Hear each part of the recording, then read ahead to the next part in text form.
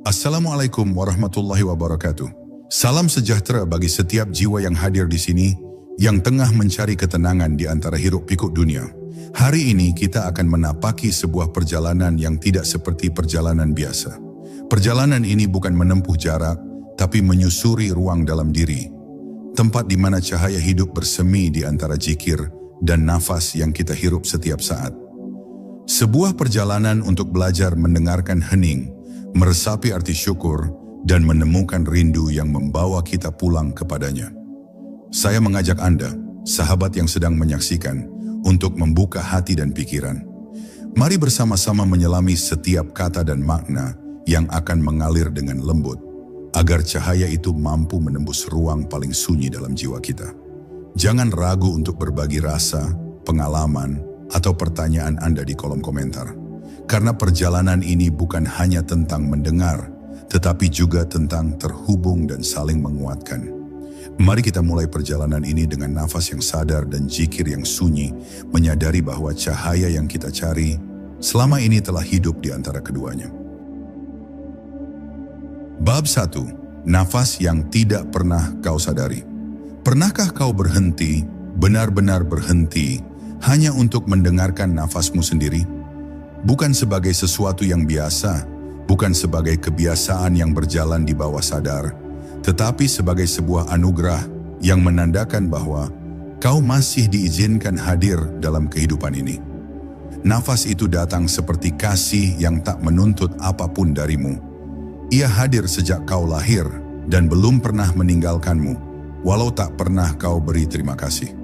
Setiap hembusnya adalah detik yang dihadiahkan semesta untukmu. Namun kita sering begitu sibuk dengan ambisi, dengan rencana, dengan ketakutan, sampai-sampai kita lupa bahwa hidup sebenarnya hanya berlangsung sejauh satu tarikan dan hembusan nafas.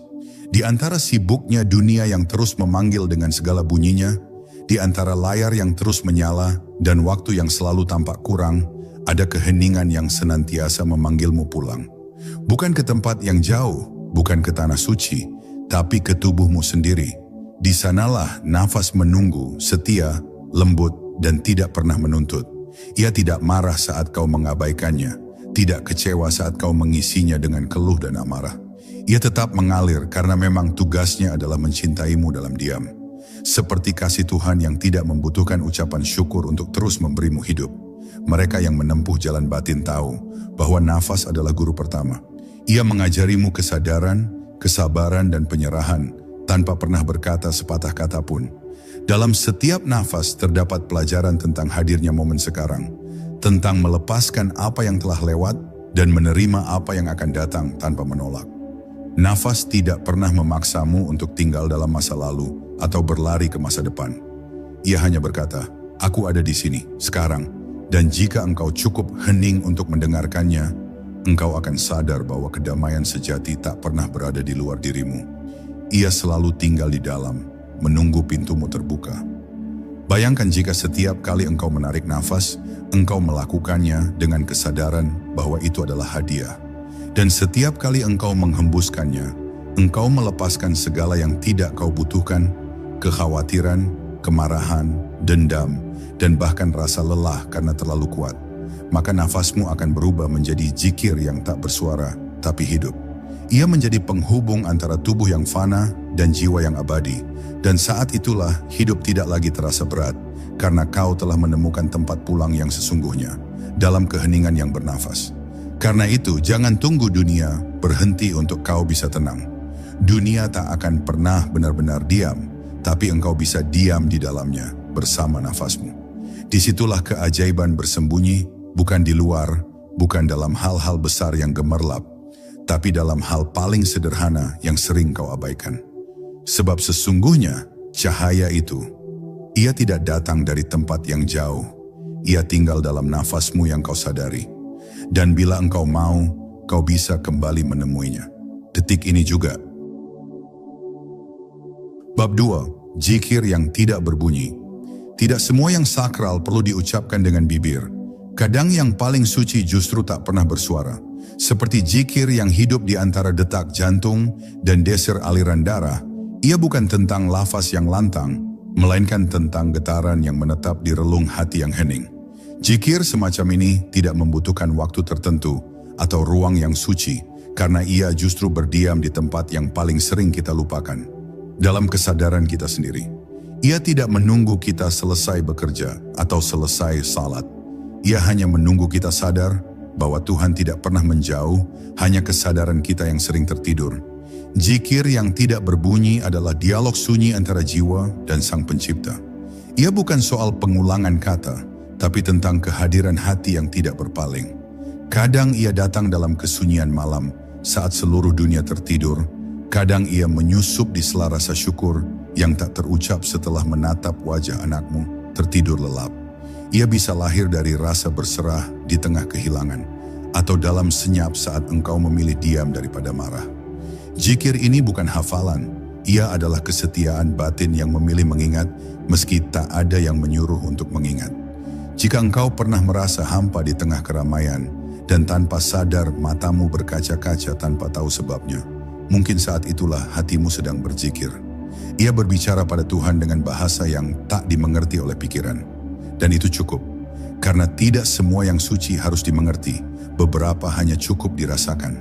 Zikir semacam ini adalah embun yang turun diam-diam di pagi hari. Tidak mencolok, tidak berisik, tapi menghidupkan yang layu. Ia adalah getar cinta yang tak perlu balasan. Ia hanya ingin hadir, mencintai dalam diam. Banyak orang mengira bahwa untuk dekat dengan Tuhan, mereka harus banyak berbicara. Namun para kekasih sejati tahu, yang paling dalam bukanlah yang paling keras. Yang paling dekat justru yang tidak berkata-kata, tapi senantiasa ada. Zikir tanpa bunyi mengajarkan kita untuk tidak bergantung pada suara, tapi pada kehadiran. Tidak bergantung pada teks, tapi pada rasa. Dan perlahan-lahan, engkau akan menyadari bahwa setiap langkah, setiap tatapan, bahkan setiap jeda napas pun bisa menjadi zikir, selama engkau melakukannya dengan sadar dan dengan hati yang terbuka. Karena itu, jangan risau jika mulutmu diam, asal hatimu tidak. Jangan takut jika kau tidak fasih berzikir dengan lidah, asal jiwamu tetap mengarah kepadanya. Sebab zikir bukan tentang berapa kali engkau mengucap, tapi tentang seberapa dalam engkau mengingat. Dan pada akhirnya, jika zikir telah tinggal dalam nafasmu, maka hidupmu sendiri akan menjadi doa yang terus hidup, meski tanpa kata. Bab 3. Hening yang menghidupkan. Hening bukanlah kekosongan, ia adalah ruang yang penuh dengan jawaban. Tapi hanya mereka yang sabar menunggu yang mampu mendengarnya. Di zaman ini, diam sering dianggap lemah, hening sering dicurigai. Namun dalam dunia batin, justru disitulah kehidupan sejati bersembunyi. Hening adalah bahasa alam semesta, cara semesta berbicara kepada jiwamu. Dalam keheningan yang jujur, kau akan menyadari bahwa Tuhan tak pernah berteriak, ia selalu berbisik. Dan hanya hati yang lapang dan tidak bising yang sanggup menangkap bisikannya. Banyak orang mencari makna dalam kata-kata, dalam buku, dalam ceramah. Tapi kadang, kebenaran tidak ditemukan dalam apa yang dikatakan, melainkan dalam apa yang ditinggalkan tanpa suara. Saat engkau duduk sendiri, tanpa tuntutan, tanpa keharusan untuk mengesankan siapapun, itulah saat di mana jiwamu bisa berbicara jujur. Dalam keheningan itulah engkau mungkin pertama kali benar-benar merasa hidup, karena tidak ada peran yang kau mainkan, tidak ada topeng yang perlu kau kenakan. Yang tinggal hanyalah dirimu dan Dia. Ada jenis cahaya yang tidak memancar lewat lampu atau mentari, tapi lahir dari ketenangan yang kau pelihara. Saat engkau berhenti dari lari yang tak berujung, saat engkau tidak lagi melarikan diri dari rasa takut dan sepi, di sanalah cahaya itu menyala. Hening bukan tentang sunyi dari suara luar, tapi sunyi dari kegaduhan batin. Dan jika engkau mampu berada di titik itu, bahkan hanya sekejap, engkau akan tahu bahwa hening bukan berarti hampa, tapi penuh dengan kasih, penuh dengan kehadiran Tuhan yang utuh. Sebagian orang merasa takut saat tidak ada suara, seakan keheningan adalah ancaman. Tapi justru dalam keheningan, engkau bisa benar-benar mendengar hatimu sendiri. Engkau bisa tahu apa yang benar-benar kau butuhkan, bukan hanya apa yang dunia katakan harus kau kejar.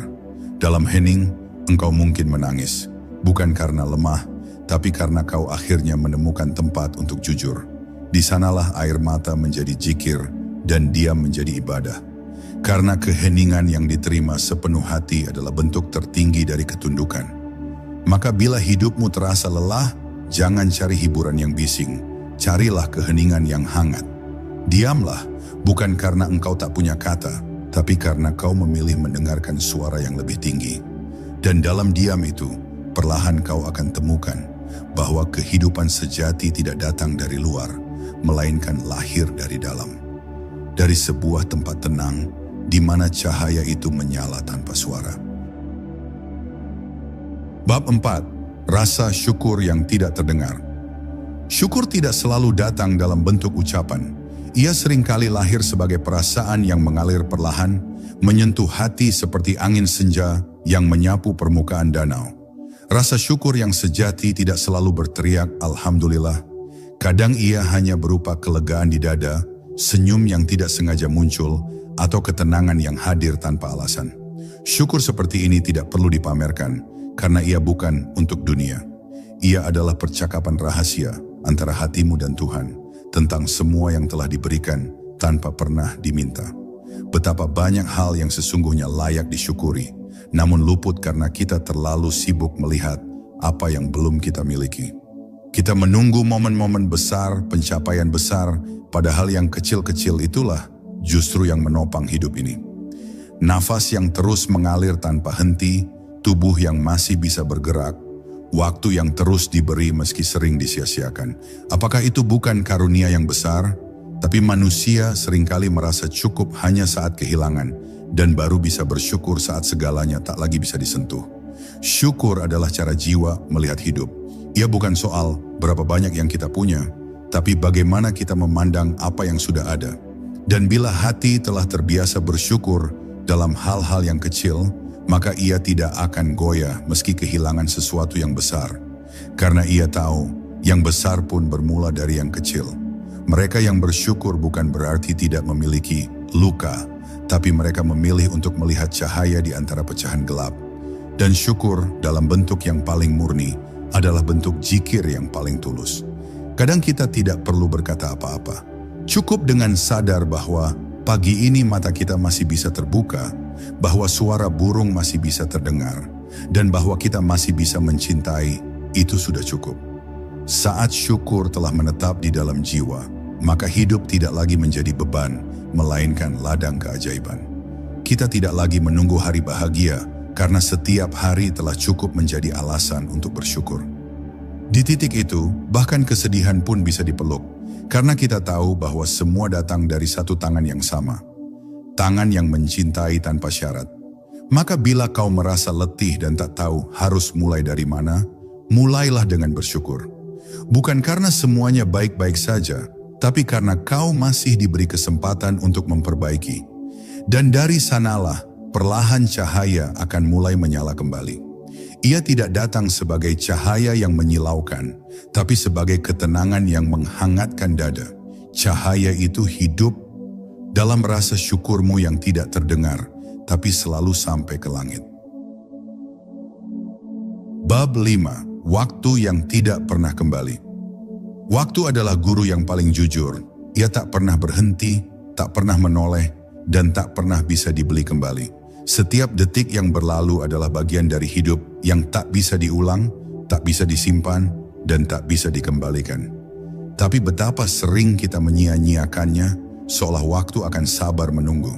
Kita menunda kebajikan, menangguhkan cinta, menahan pelukan, karena mengira selalu ada nanti. Padahal, waktu tidak pernah menunggu siapapun. Ia terus berjalan, dan saat kita sadar, kadang semua yang kita cintai telah berlalu, tanpa sempat kita hadir sepenuhnya di dalamnya. Kita hidup dalam ilusi bahwa esok pasti datang, sehingga hari ini terasa bisa dilewatkan. Kita lupa bahwa detik inilah satu-satunya kepastian yang kita punya. Waktu bukan hanya tentang jadwal dan kalender, tapi tentang kesadaran. Apakah kita benar-benar hidup di saat ini, atau hanya lewat begitu saja seperti hantu di antara rutinitas? Mereka yang sadar akan waktu bukan berarti terburu-buru, tapi mereka menghormati setiap momen. Mereka melihat keindahan bahkan dalam hal yang paling biasa, karena tahu segalanya bisa berubah dalam sekejap. Betapa sering kita menyadari nilai waktu justru ketika ia telah pergi. Saat anak-anak telah tumbuh dan tak lagi duduk di pangkuan, saat orang tua tak lagi duduk di kursi favoritnya, saat tawa tak lagi mengisi ruangan yang dulu ramai. Dan kita hanya bisa termenung, mengingat kembali saat-saat kecil yang dulu tampak biasa, tapi ternyata sangat berharga. Waktu tidak mencuri apapun dari kita, ia hanya mengambil kembali apa yang pernah ia beri setelah menunggu cukup lama kita menyadarinya. Namun meski masa lalu tak bisa diubah, dan masa depan tak bisa dipastikan, saat ini masih ada. Dan itu cukup. Bila engkau benar-benar hadir dalam satu momen, engkau bisa menebus ratusan momen yang dulu terlewat. Hadir sepenuhnya dalam melihat, dalam mendengar, dalam menyentuh, dalam mencinta, adalah cara paling jujur untuk memuliakan waktu. Dan bila kita menjalani hidup dengan kesadaran seperti itu, maka waktu bukan lagi musuh, tapi teman yang memeluk kita setiap hari tanpa suara. Karena itu, jangan hanya hidup dalam kenangan atau dalam rencana. Hidup ini bukan cerita yang akan datang, bukan pula cerita yang telah selesai. Ia adalah tarikan nafas ini, detik ini, kesadaran ini. Dan saat engkau benar-benar hadir, cahaya itu mulai tampak.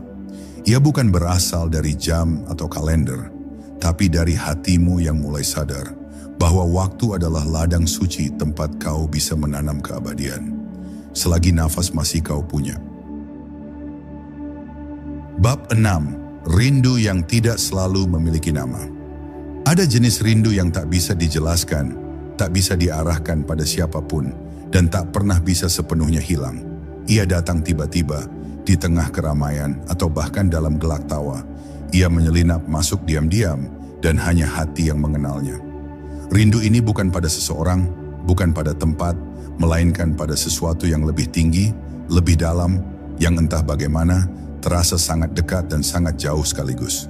Kadang ia muncul dalam keheningan menjelang tidur, kadang saat mata melihat langit yang terlalu luas, atau saat angin sore berhembus tanpa tujuan. Rindu semacam ini tidak bisa dibungkus dalam kata cinta, karena ia lebih purba dari cinta, dan lebih jujur dari harapan. Ia adalah rindu jiwa pada asalnya. Ia adalah panggilan lembut dari tempat yang dulu kita kenal sebelum tubuh ini diberi nama dan dunia ini diberi warna. Rindu ini membuatmu merasa asing di tengah hal-hal yang seharusnya akrab, dan membuatmu tenang dalam kesunyian yang tak dimengerti orang lain. Ia adalah rasa yang membuatmu mencari, bertanya, menunduk, bahkan ketika hidup tampak baik-baik saja. Orang-orang menyebutnya macam-macam, kesadaran spiritual, keresahan jiwa, kerinduan akan Tuhan. Tapi apapun namanya, rindu ini adalah cahaya yang disembunyikan di dada. Ia tidak memudar meski waktu terus berjalan. Bahkan semakin dewasa, semakin banyak luka yang kau lewati, ia justru semakin terasa. Karena dunia dengan segala keindahannya tak pernah benar-benar mampu mengisi kekosongan itu. Dan kita pun sadar, yang kita rindukan selama ini bukan sesuatu, melainkan keberadaan yang melampaui segalanya. Jika engkau pernah menangis tanpa tahu kenapa, jika dadamu pernah terasa sesak meski tidak ada yang salah, mungkin itu karena rindumu telah tumbuh begitu dalam dan hatimu tak lagi sanggup menahannya. Maka izinkanlah rindu itu bicara. Jangan kau redam dengan hiburan, jangan kau tolak dengan logika. Dengarkanlah, karena di dalam rindu itu ada jejak jalan pulang. Ia sedang menunjukkan arah dengan cara yang sangat halus, sangat sunyi. Dan jika engkau cukup tenang untuk mengikutinya, engkau akan dibawa menuju cahaya yang tak pernah benar-benar padam. Rindu ini adalah bentuk zikir paling sunyi. Ia bukan lisan yang mengucap, melainkan jiwa yang kembali menoleh. Ia bukan permohonan, melainkan pengakuan bahwa kita tidak pernah benar-benar utuh tanpanya. Maka bila engkau merasa rindu tanpa tahu kepada siapa, mungkin saat itulah Tuhan sedang memanggilmu dengan cara yang paling lembut. Dan dalam rindu yang tak bernama itulah, cahaya itu hidup, menyala perlahan di antara zikir dan nafasmu. Bab 7. Luka yang membawa terang. Setiap orang pernah terluka, dan tidak semua luka terlihat. Ada luka-luka yang dalam, yang disimpan rapi di balik senyum dan kesibukan. Luka-luka yang tidak mengalirkan darah, tapi diam-diam meneteskan air mata di tengah malam. Kita diajarkan untuk kuat, untuk segera sembuh, untuk tidak berlarut-larut. Namun tak seorang pun benar-benar mengajari bagaimana caranya tinggal bersama luka, menatapnya bukan dengan penolakan, tapi dengan penerimaan. Dan di sanalah cahaya itu mulai tumbuh, bukan saat luka hilang, tapi saat kita tidak lagi melawannya. Luka meski menyakitkan adalah pintu rahasia menuju kelembutan jiwa. Ia mengikis keangkuhan, menghancurkan dinding yang kita bangun untuk terlihat sempurna. Ia membuat kita tersungkur, tapi justru di titik tersungkur itu kita belajar merendah, belajar bahwa tidak semua bisa dikendalikan dan tidak semua harus dimenangkan. Luka mengajari kita bahwa menjadi manusia berarti bisa rapuh, bisa gagal, dan bisa menangis tanpa merasa kalah. Dan dari sanalah sebuah ruang hening mulai terbuka di dalam dada, tempat cahaya bisa masuk. Mereka yang benar-benar bijaksana bukanlah mereka yang tak pernah jatuh, melainkan mereka yang mampu menemukan makna di balik setiap jatuhnya. Luka menjadi cermin yang jujur, ia memperlihatkan siapa kita saat semua topeng runtuh. Dan kadang, justru melalui luka itulah kita melihat bahwa selama ini kita hidup terlalu jauh dari kejujuran batin. Maka jangan buru-buru menghapus luka, biarkan ia bicara, biarkan ia menuntunmu kembali pada dirimu yang paling jujur, paling murni. Ketika engkau berzikir sambil menahan tangis, ketika engkau berdoa dengan suara yang bergetar karena tidak tahu lagi harus meminta apa, disitulah doa menjadi paling murni. Karena tidak ada lagi yang tersisa selain penyerahan. Dan saat hati telah sampai di titik itu, zikir bukan lagi ritual, ia menjadi pertemuan. Pertemuan antara jiwa yang terluka dan kasih yang tidak pernah pergi. Tuhan tidak menunggu kita sempurna untuk dekat kepadanya. Justru saat kita remuk, saat kita penuh luka, dia mendekat dengan cara paling halus, melalui air mata. Maka bila kau sedang terluka, jangan berpaling. Jangan mencari pelarian dalam tawa palsu atau dunia yang bising. Duduklah, diameter. Dengarkan luka itu dan izinkan ia menuntunmu. Karena luka yang diterima bukan lagi sekadar penderitaan, ia berubah menjadi lentera.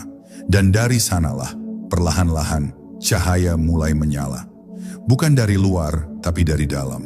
Karena cahaya itu hidup dalam setiap luka yang kau peluk dengan kesabaran. Bab 8. Ikhlas yang tidak terlihat. Ikhlas bukanlah kata yang mudah dijalani, karena ia bukan sekadar melepas, melainkan merelakan tanpa menggenggam bayang-bayangnya lagi. Ia tidak muncul dalam sekejap, tidak bisa dipaksakan, dan seringkali hadir setelah air mata tumpah berkali-kali dalam keheningan. Banyak orang mengira mereka sudah ikhlas, padahal masih menyimpan tanya dalam hati. Sesungguhnya, ikhlas adalah peristiwa batin, bukan pernyataan lisan. Ia tidak selalu berbunyi, aku rela, tapi bisa jadi hadir sebagai diam yang dalam, sebagai dada yang perlahan-lahan, tidak lagi sesak saat menyebut apa yang pernah hilang. Keikhlasan bukan menyerah, tapi menerima bahwa tidak semua hal harus terjadi sesuai keinginan kita. Bahwa hidup tidak selalu bisa ditebak atau dikendalikan, dan bahwa cinta sejati pun bisa diuji lewat kehilangan. Ikhlas adalah saat engkau berhenti melawan kenyataan, bukan karena engkau lemah, tetapi karena engkau tahu. Tuhan tahu apa yang tidak kau mengerti. Dan dari titik itu, dari tempat di mana engkau berhenti bertanya, mengapa, hatimu perlahan terbuka untuk berkata, jika ini jalanmu, aku ikut. Proses menuju ikhlas seringkali seperti malam yang panjang, tidak ada cahaya, tidak ada peta. Kau hanya bisa berjalan perlahan dengan keyakinan yang tidak selalu utuh. Tapi di setiap langkah kecilmu, ada keberanian yang tumbuh. Keberanian untuk melepaskan, untuk percaya, untuk membuka tanganmu yang lama menggenggam harapan. Dan di akhir malam itu, saat fajar menyentuh langit, engkau akan tahu bahwa engkau tidak kehilangan apa-apa, kecuali rasa takutmu sendiri. Orang yang ikhlas tampak tenang, bukan karena mereka tidak pernah dilanda badai, tapi karena mereka telah belajar menari di dalamnya. Mereka tidak memaksa dunia mengerti apa yang mereka rasakan. Mereka hanya berjalan dengan dada terbuka, dengan hati yang telah selesai berdamai. Dan keindahan dari ikhlas adalah, ia tidak selalu terlihat dari luar, tapi terasa dari aura yang memeluk orang lain. Ia seperti cahaya yang tak menyilaukan, tapi menenangkan siapapun yang mendekat. Jadi bila hidup terasa berat karena banyak yang tak sesuai harapan, mungkin saatnya kau belajar bukan untuk menggenggam lebih erat, tapi melepaskan lebih dalam. Bukan untuk menyerah, tapi untuk percaya. Karena sesungguhnya tidak ada satupun yang benar-benar hilang jika engkau mampu mengikhlaskannya dengan hati yang jernih. Dan di sanalah cahaya itu akan muncul, bukan sebagai kilatan, tapi sebagai pelita lembut yang membimbing langkahmu. Karena cahaya itu hidup di antara keikhlasan yang tidak terlihat. Bab 9. Sunyi yang menyebut namanya. Sunyi yang sejati bukanlah ketiadaan suara, melainkan ketenangan batin yang tidak lagi bertarung dengan dunia. Ia tidak bisa dicari di tempat yang sepi, karena bisa saja di tengah keramaian, engkau justru menemukan sunyi yang paling murni, sunyi yang tidak melarikanmu dari kehidupan, tapi mengajarkanmu untuk hidup dengan kesadaran. Sunyi ini tidak menakutkan, meskipun ia membuatmu berhadapan langsung dengan dirimu sendiri. Ia mengikis semua hiruk-pikuk yang tak perlu, dan perlahan-lahan membimbingmu menuju satu suara yang paling lembut. Suara yang menyebutnya bukan dengan lisan, tapi dengan kehadiran. Saat engkau benar-benar hening, engkau akan mendengar dunia berbicara dengan cara yang belum pernah kau sadari sebelumnya. Angin menjadi kalimat, cahaya menjadi ayat, dan setiap desah daun yang jatuh menjadi zikir. Sunyi membuka ruang bagi makna yang tak tertangkap dalam kebisingan. Ia tidak membutuhkan penjelasan, tidak mengejar logika. Ia hanya mengajakmu duduk, diam, hadir, dan menyimak. Dan dalam duduk itu, dalam diam itu, engkau mungkin akan menangis tanpa tahu sebabnya. Karena untuk pertama kalinya dalam waktu yang lama, engkau merasa benar-benar ditemani. Sunyi semacam ini bukanlah kehampaan, tapi kelimpahan. Ia menghadirkan rasa cukup yang tidak tergantung pada apapun. Tidak pada pujian, tidak pada pengakuan, tidak pada kepemilikan. Mereka yang akrab dengan sunyi tahu bahwa Tuhan tidak hadir dalam kegaduhan, tapi dalam kesadaran yang berserah. Maka jangan heran bila para pencari selalu memilih keheningan untuk bertemunya. Bukan karena mereka menjauh dari dunia, tapi karena hanya di dalam sunyi, cinta itu bisa bicara tanpa gangguan. Dan memang, pada akhirnya, setiap pencarian akan dibawa menuju titik sunyi. Sebab semua kata akan habis, semua logika akan berhenti, dan yang tertinggal hanyalah dirimu dan dia. Tidak ada lagi dialog, hanya pertemuan. Tidak ada lagi permintaan, hanya pengakuan. Bahwa kau telah jauh dan ingin kembali. Bahwa kau telah lelah dan ingin didekap. Dan di titik sunyi itulah, engkau akan mendengar sesuatu yang lebih dalam dari suara. Kehadiran yang tak pernah meninggalkanmu. Maka bila engkau merasa kosong di tengah keramaian, jangan buru-buru mengisinya dengan hal baru. Duduklah, hadir, diameter. Karena bisa jadi yang sedang engkau rasakan bukan kekosongan, tapi panggilan untuk kembali pada sunyi. Sunyi yang selama ini menyebut namanya, menunggumu untuk kembali mendengar. Dan ketika engkau mampu mendengarnya, engkau akan tahu bahwa cahaya itu tidak datang dari luar, tapi dari sunyi yang menyala, tepat di dalam dirimu. Bab 10. Pulang tanpa berpindah tempat. Perjalanan spiritual bukan tentang menempuh jarak, bukan pula tentang berpindah tempat. Ia adalah perjalanan kembali ke dalam, menembus lapisan demi lapisan yang telah lama menutupi cahaya batin. Banyak yang mengira pulang berarti kembali ke masa lalu, atau kembali ke tempat asal secara fisik. Padahal pulang sejati adalah saat engkau menemukan dirimu kembali setelah sekian lama tersesat dalam berbagai pencarian luar. Saat engkau sadar bahwa apa yang selama ini kau cari ternyata tidak pernah pergi. Ia hanya tertutup oleh keraguan, kesibukan, dan kebisingan pikiran yang terus berlari. Ketika engkau mulai menyadari bahwa zikir bukanlah ritual yang harus dikejar, tetapi keadaan batin yang bisa dirawat, saat itulah engkau telah melangkah pulang. Ketika nafasmu tak lagi sekadar udara yang masuk dan keluar, tetapi menjadi saksi kehadiran Tuhan dalam tubuhmu sendiri, kau sedang pulang. Saat air matamu bukan hanya karena sedih, tetapi karena jiwamu mengingat sesuatu yang pernah hilang, kau sedang pulang. Dan pulang yang paling utuh, bukan pada tempat, tapi pada kesadaran bahwa Tuhan tidak jauh, bahkan tidak pernah pergi. Cahaya yang engkau cari di luar, di gunung-gunung, di kitab-kitab, dalam ucapan guru atau lantunan suara, ternyata hidup sangat dekat. Ia tinggal di sela nafasmu, ia bergetar dalam zikirmu, Ia bersemayam di balik segala hal yang sederhana. Ia tidak membutuhkan waktu untuk bersinar, hanya membutuhkan hatimu untuk terbuka. Dan saat engkau benar-benar terbuka, seluruh semesta menjadi ruang ibadah. Seluruh langkah menjadi doa, dan seluruh hidup menjadi perjalanan pulang yang tak lagi menuntut tujuan. Pulang tidak selalu harus menandai akhir. Kadang ia justru awal dari kehidupan yang lebih sadar. Engkau masih hidup di dunia, masih menyentuh masalah, masih menjalani peran. Tapi kini dengan cara yang berbeda, dengan lebih hadir, lebih lembut, dan lebih sadar bahwa semua ini sementara. Dalam kesementaraan itulah keindahan tumbuh. Bukan karena ia abadi, tapi karena ia memberi ruang untuk dihargai. Dan dalam tiap zikir yang kau lafazkan, dalam tiap nafas yang kau sadari, engkau sedang membangun rumah. Bukan dari batu dan kayu, tapi dari cinta dan kesadaran. Terima kasih telah mengikuti perjalanan hati dan jiwa ini hingga akhir. Semoga setiap kata yang kita renungkan bersama mampu menyentuh kedalaman batin, menumbuhkan cahaya yang terang dalam nafas dan zikir kita sehari-hari. Ingatlah bahwa cahaya sejati tidak pernah padam, ia selalu hidup di dalam diri kita, menunggu untuk kita sadari dan pelihara dengan penuh kasih. Semoga Tuhan yang Maha Pengasih dan Maha Penyayang selalu memberkati setiap langkah Anda. Semoga Dia melimpahkan kedamaian yang tak terhingga di hati, menguatkan iman di setiap ujian, dan membimbing kita semua untuk terus pulang kepadanya dengan penuh keikhlasan dan rasa syukur. Mari kita tutup hari ini dengan doa yang sederhana namun tulus. Ya Allah, limpahkanlah cahaya-Mu ke dalam hati kami. Jangan biarkan kami tersesat dalam gelapnya dunia. Dan jadikanlah kami hamba yang selalu mengingat-Mu dalam setiap nafas. Berikanlah kami ketenangan, kesabaran, dan cinta yang tak berkesudahan. Amin. Sampai jumpa di perjalanan berikutnya.